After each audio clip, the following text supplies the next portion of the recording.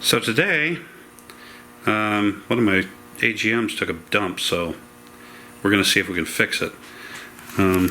Basically, AGM batteries are supposed to be sealed, but that's not exactly true. These interstate batteries, for example,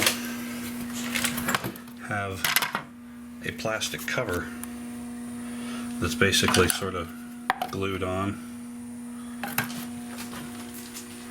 Goes on top.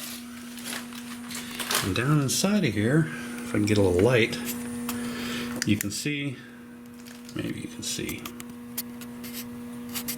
There we go.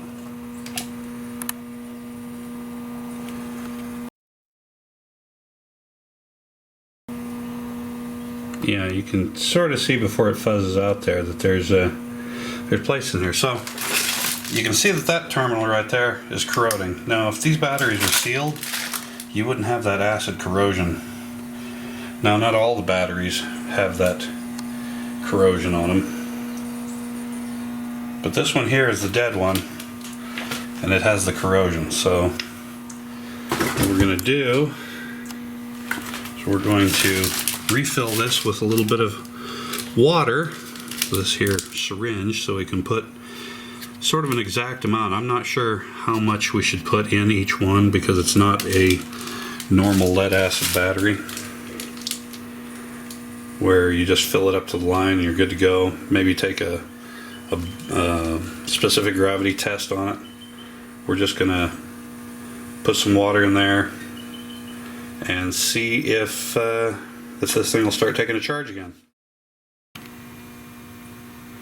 Okay, so we filled up each one of these cap cells here with about 60 mils of water using this quite handy veterinary syringe, for lack of better words. Anyway, so we have the positive terminal disconnected, so this battery is basically disconnected. And right now, we're going to charge it by hand. It says it's 10.8. According to anything, that should be pretty much a dead battery. So we'll get an AGM, and over here we'll put it on a 20 amp charge. And probably for tonight we'll be at least 100, well, at least 250 amp hours short. Not that this dead interstate battery was doing us much help anyway. So we'll see what happens. Later. So here we are at day 2, and we're currently charging all the batteries. This one battery we have over here, it seemed to have responded quite well to a 20 amp charge overnight, and under load testing it seems to hold the load. Now when I say load testing, I don't necessarily mean one of those little eBay pocket jobs. I'm talking a real load tester like this. Has a resistive load, and so I don't know if you can see the resistive load inside of there. It's almost like a short. So maybe I can set this up and we can take a look at it. And you can see how it's how it holds the load now. Okay, so we got the load on, or we got the connectors hooked up, and as you can see right there, it says that it's pretty good. Of course, it's charging, so let's throw a load on it.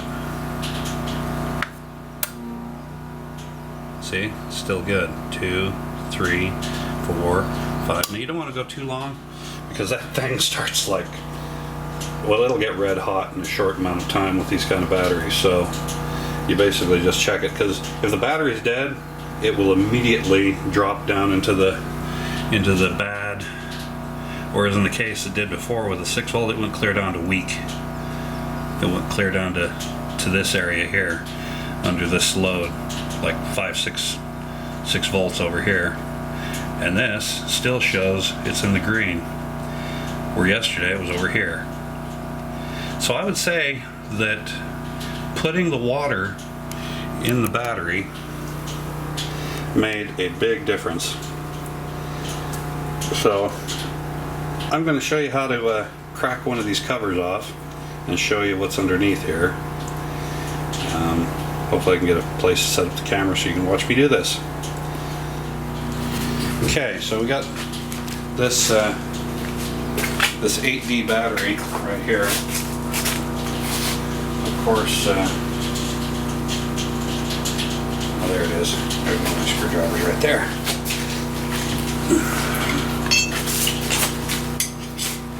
Over on the edges, they've got a couple of little spots where you can basically put a screwdriver in.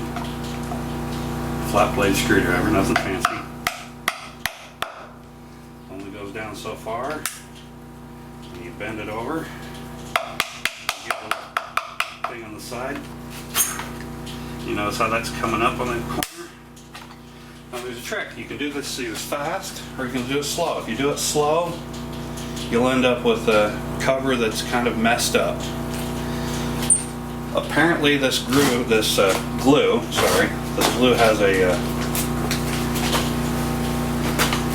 I don't know what to call it. Anyway, moving it fast, like that, snaps the glue off. Is where if you go really slow, the plastic cover will break, or it'll get damaged anyway. Let's see what this battery looks like. Now this battery here is a year newer than all these other batteries. This battery here, I don't know what happened to it. It basically went open. So there was no power coming out of it whatsoever. It wasn't shorted, it was just open. Nothing there. It was completely destroyed. And where you got a battery that's completely destroyed like that, you just have to replace it. If it's shorted, sometimes you can bypass it a little bit, maybe bring it back to life with some charging cycles, charge, discharge, and then put it on a float for a while so that the lead sulfate will turn back to lead and replate the plates. It's kind of difficult if they're shorted. Some guys will actually take like a DC welder, crank it all the way up, and hit positive and negative on the battery to try to burn out whatever is shorted on the plates. Kind of a Hail Mary, but sometimes it does work. Okay, so that's so difficult to see what's really going on in there. You can see basically there's a little bit of plate. You can see the plate in there. If the battery is dry, those plates seem to be gray colored. And if they're not,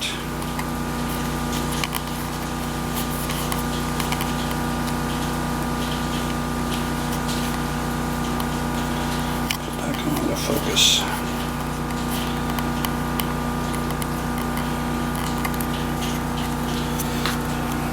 And if they're not, where'd I go?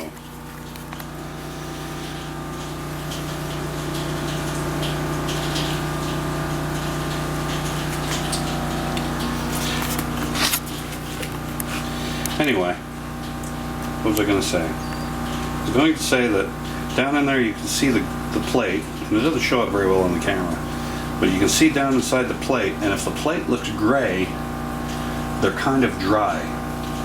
And if the plate looks black, there's still a fair amount of moisture in the absorbed glass mat.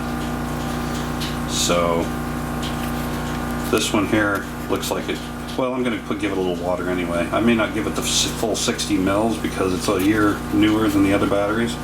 All these batteries are like 2 years old right here that I just took the cover off of. So I may give it a little less water. Probably won't take 60 mils like the rest of these batteries. but we'll see if we can bring it back to shape.